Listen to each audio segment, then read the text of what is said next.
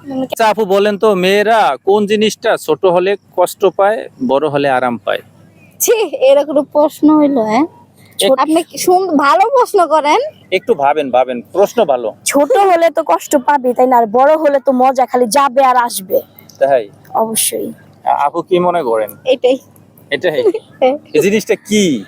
জিনিসটা এটা হলো কি রে? ওইটা ওইটা ওইটা ওইটা ওইটা ওইটা কি? ওইটা ওইটা ওইটা এখন আপনি বুঝে নেন। ওইটা বেগুন ওইটা হতে পারে। আচ্ছা, অডিয়েন্স আপনারা জানাবেন।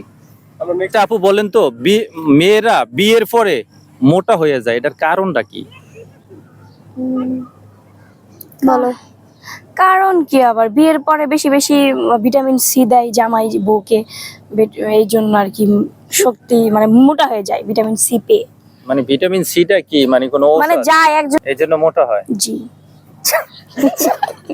পরবর্তী প্রশ্ন। জল সময় লাইট অফ করতে হয়।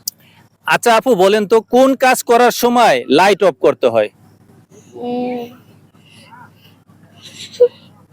ছি, আপনি এরকম ওই যে কোন কাজ করার সময় ঘরের ভিতরে গোল দেওয়ার সময় লাইট অফ করে।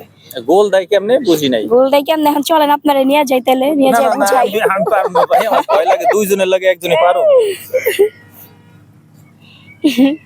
এটা ঘুমানোর সময় লাইট অফ করে ঘুমায়। তাই? হ্যাঁ। আচ্ছা, যাই হোক।